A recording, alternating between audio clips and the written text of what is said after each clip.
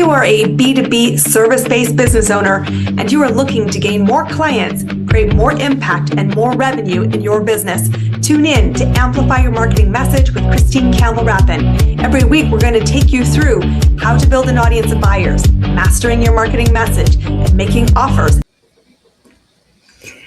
My friends, sometimes we make finding our next client way harder than it needs to be because we focused on the hardest path, cold outreach. Today, we're not going to take you in that direction at all because I want you to have a win fast.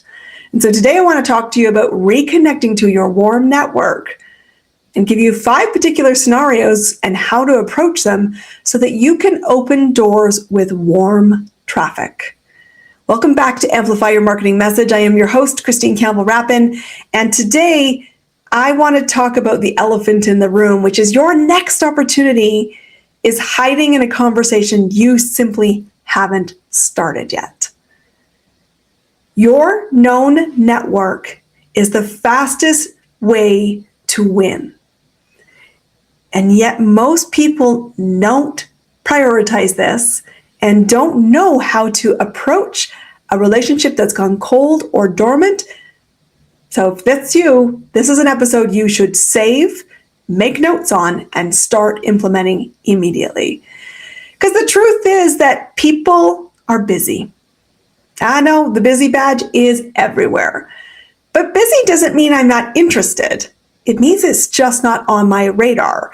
And so for us, it's good leadership to put things on other people's radar. That's the leadership piece that will eventually lead to asks, invitations, and doors to be open.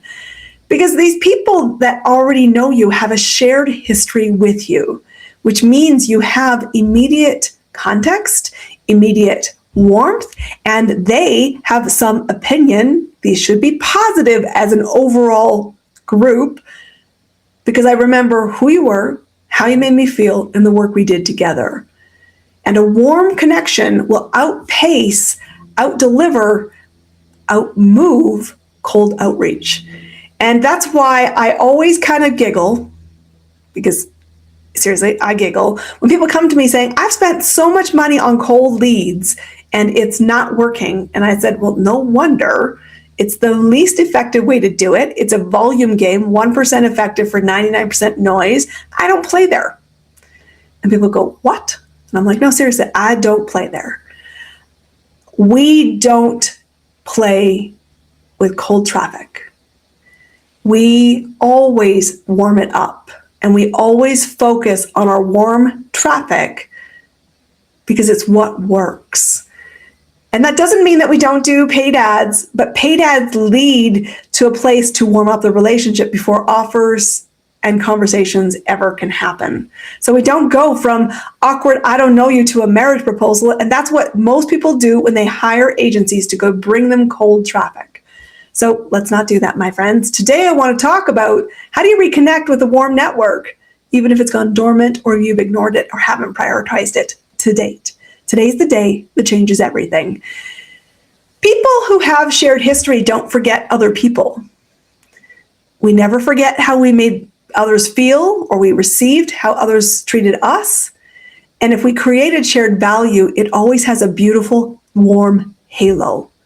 And there's an opportunity to leverage that halo to open wide doors. And I'm going to show you exactly how to do that with 5 different scenarios in today's episode. Because the truth is, when people say, well, but I don't know what to say. It's been so long. It's all awkward. And I'm like, it's not awkward. You're making it awkward. Not anymore. I'm going to show you how to not to make it awkward. But remember, when people have a shared history, fear shouldn't be at the table. You shouldn't fear reaching out to someone you have a shared history with. If you have fear, it's because you're intending to pitch slap. Well, my friends, don't do that. We don't like pitch slapping. We don't want to be the perpetrators of that either. The fact is, it doesn't need to be awkward because the lack of a close relationship doesn't mean people are uninterested. What it means is we've lost sight of the proximity because we've been busy. So take all the awkwardness off the table and build around the examples we're going to teach you through today. So the first thing I got to remember is when you're pulling up who do I actually talk to, I'm like, think about your shared history. And here's a couple of different contexts that work really, really well. And I particularly think social media has made this so much easier. You just have to choose to do it. So think about projects you've worked on or employers you've shared in the past or a work environment or a charity contribution that created an environment for you. Secondly, you could look at events you've attended, and you should be, certainly as an entrepreneur, really active in event space because things move faster when we're in person. Things move faster when we're in a shared room because the fact that we're in the shared room gives us context. We have like-mindedness around it.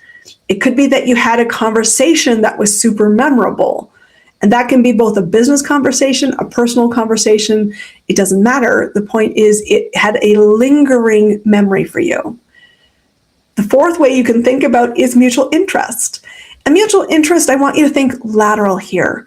Yes, we have mutual interest in business, but perhaps we had shared teams, shared hobbies, shared focus for our children, shared, truthfully, frenemies, or maybe even rivalries.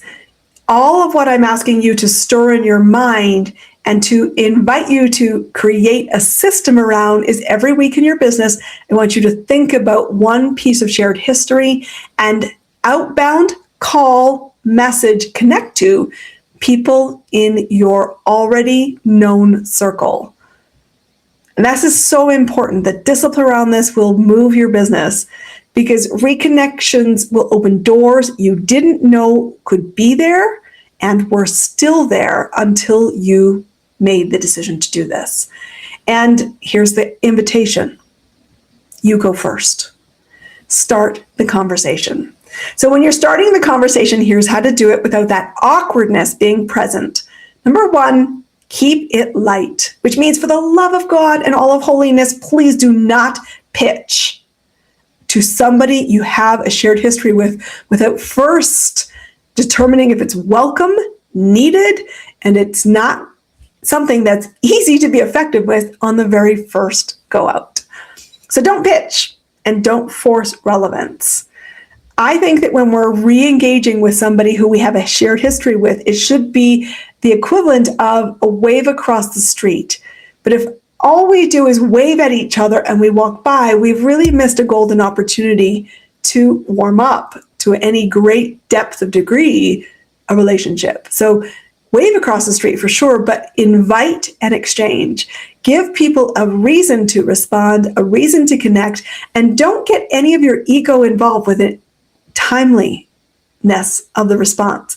Because some people, I said, are busy. Somebody might not immediately respond, and it doesn't mean anything. And it doesn't give you a reason, or shouldn't be a reason, why you simply don't move it forward. Money is in the follow-up and the follow-through. And so don't be caught up in what happens on their side. I want you to instead focus on what you can stir. So that also means I want you to be human and not perfect in this. Please, please, please, for the love of it, please do not go to ChatGPT, any kind of AI, and say, tell me how to reach out to my warm market who I haven't talked to in 6 months, because there isn't a perfect opener. You need to be you need to be recognized as you, and you need to be using language that the other person would recognize as your voice. Don't script, be genuine, and approach things with icebreakers that are warm, clear, short, and have zero awkwardness. You're not writing War and Peace on a re-engagement. So I'm going to take you now through 5 circumstances and reasons why you may have shared context and how I would personally give you a script to go and approach them. This is not perfect, but it will give you some ideas. So the first context is if you have worked together in any capacity. That could be both a peer-to-peer capacity. You could be also a supervisor or an employee. It doesn't matter, but it's a shared work environment or say a shared project environment. So you write an email, you would give a message, voice note, something that sounds like this. And if you're really brave, make a phone call. Hey, so-and-so, I was thinking about Project X, where we work together on Company Y. So much as time has passed since we last connected. Would love to hear what you're working on these days. simple, opportunity to engage, and give context to somebody who may need a few dots connected to remember who you are and what was going on.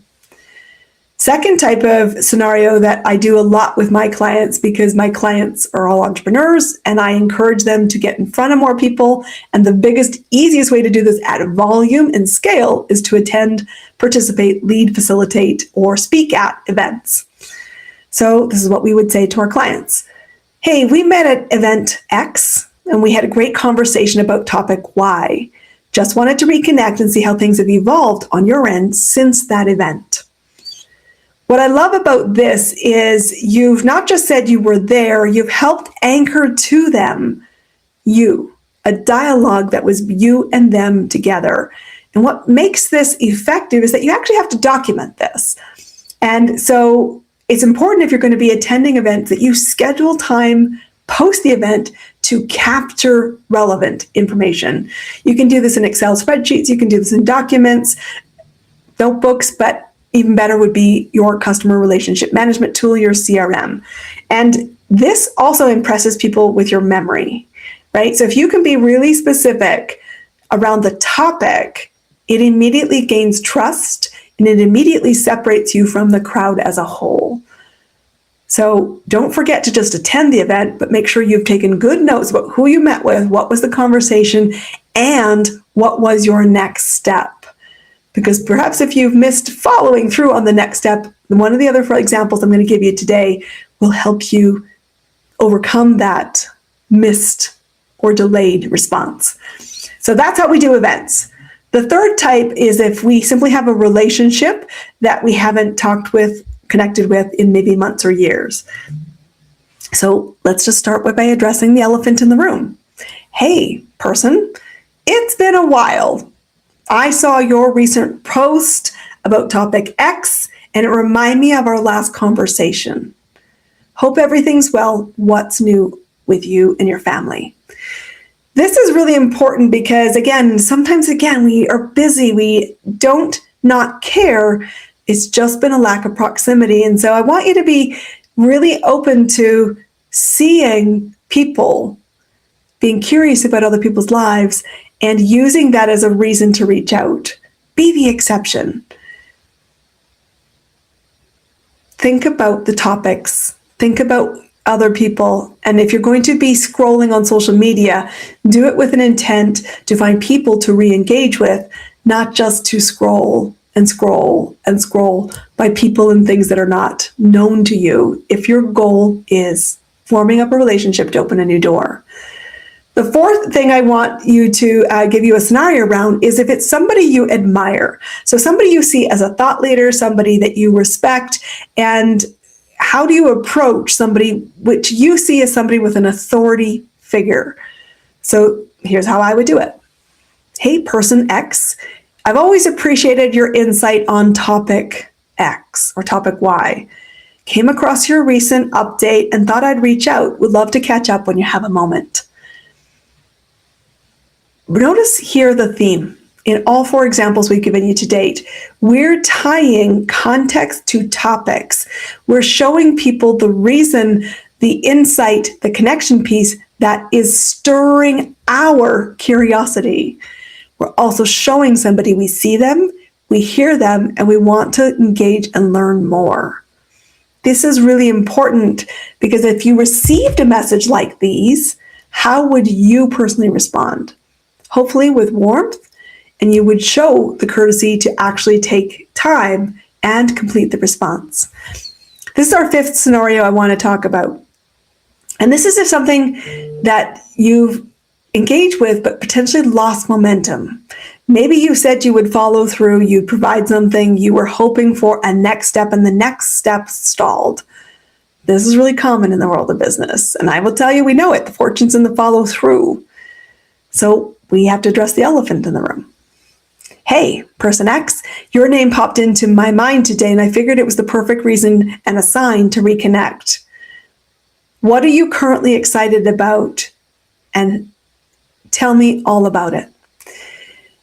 What this does is puts them on the spotlight.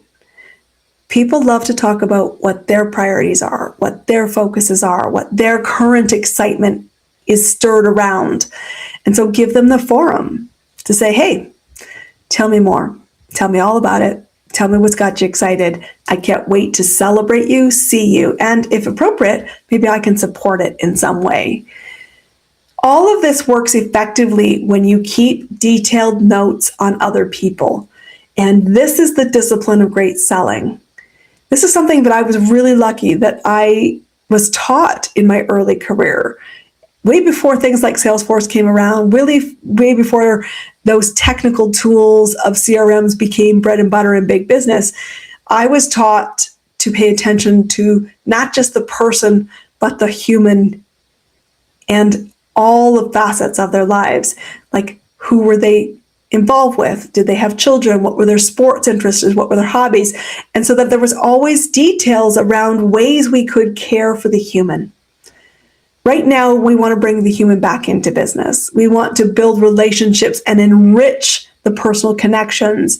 And so this topic, and the reason I wanted to bring it to our podcast in this week's episode, is because I see it all the time from clients. There's so much opportunity in our known network. And if you're going to connect to another human being, take it beyond the surface. Pay attention, listen with both ears, and capture insights and have the patience for engagement. People are distracted, but they never will forget how you made them feel, that you made the effort.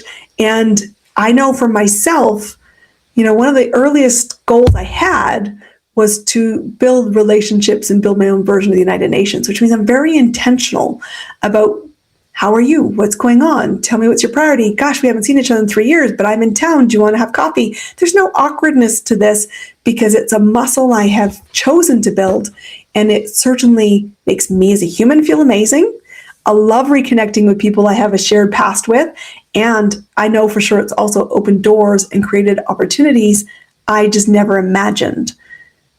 But it all comes down to this. And so as we wrap up today's episode, I hope this has been super helpful, because we don't often give scripts. We don't often be this specific, but I did hear the need in my conversations with my clients as we started a new year, and I hope it's of value to you. So if it was, please use the episode. Go first, start the conversation, and recognize this. Do it because you care first. You might not have all the responses that you sent out, but the ones that come back have so much richness to them. The world is made better by you reconnecting and you doing this and leading this. I hope this has been helpful. We'll see you all on our next episode.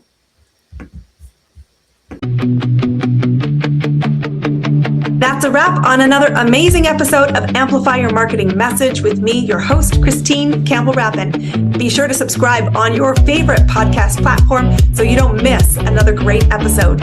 And be sure to visit christinecampbellrapin.com/podcast to get a free resource on how to master your marketing message. We'll see you all